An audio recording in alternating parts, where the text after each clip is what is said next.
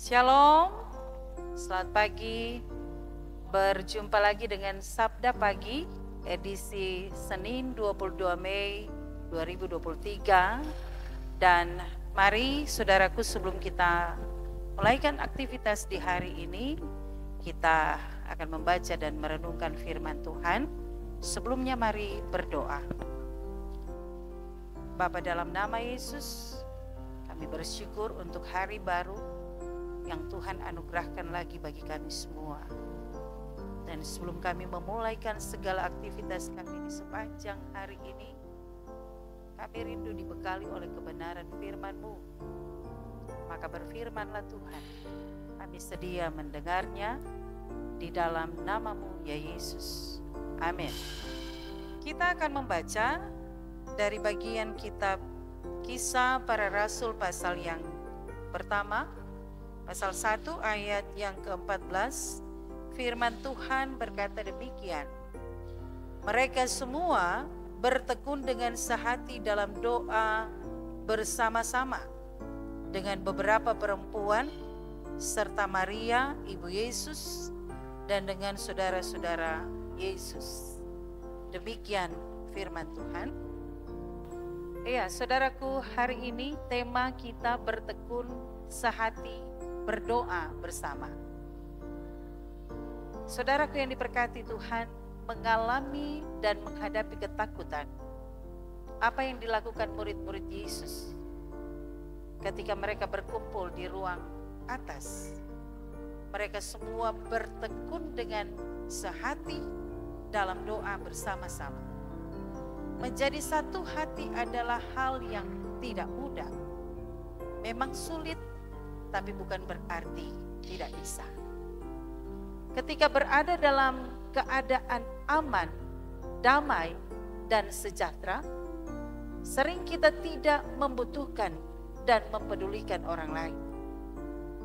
Lain halnya kalau kita berada dalam kesulitan dan membutuhkan pertolongan orang lain.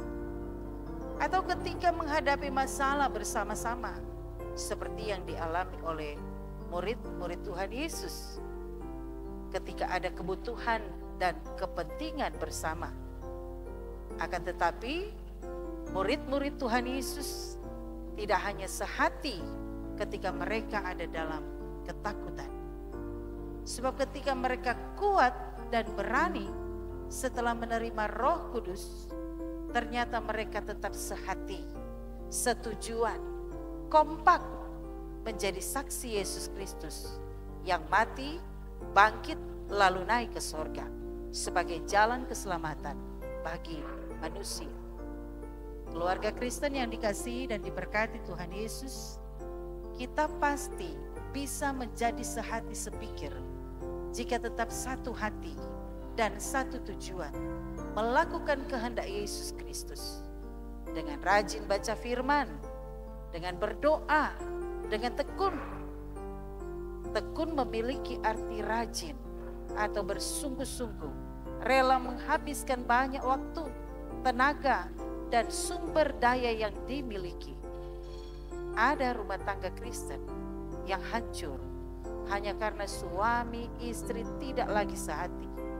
Perpecahan dalam gereja juga sering terjadi karena tidak lagi sehati. Terkadang para pelayan Tuhan melayani bersama, tapi tidak sehati. Kita memang berbeda dalam banyak hal, sebab tidak ada manusia yang sama. Tapi hendaknya dalam persekutuan dengan Tuhan, kepala gereja, kepala rumah tangga, kita harus sehati dalam pelayanan dan tekun berdoa bersama. Keluarga Kristen yang dikasihi dan diberkati Tuhan Yesus, Tuhan Allah selalu siap untuk mendengarkan kita.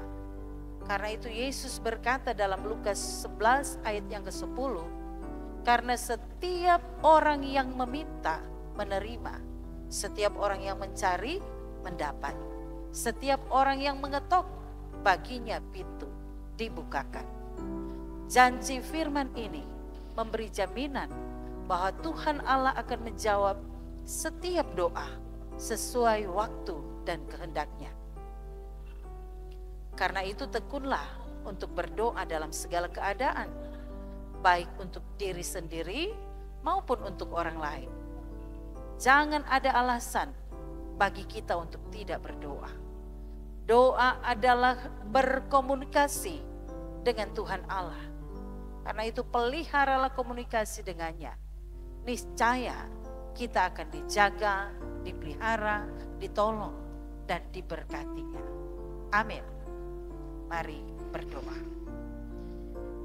Terima kasih untuk firman-Mu ya Tuhan.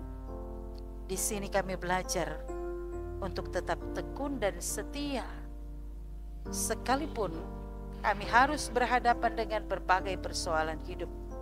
Kami percaya ketika kami tekun dan setia berdoa, bahkan bersama-sama berdoa, Engkau akan memberi jawaban dari setiap doa-doa kami. Ini doa syukur kami kepadamu, di dalam nama-Mu ya Yesus, yang menuntun perjalanan hidup kami di hari ini, bahkan di hari-hari yang akan datang. Haleluya, amin.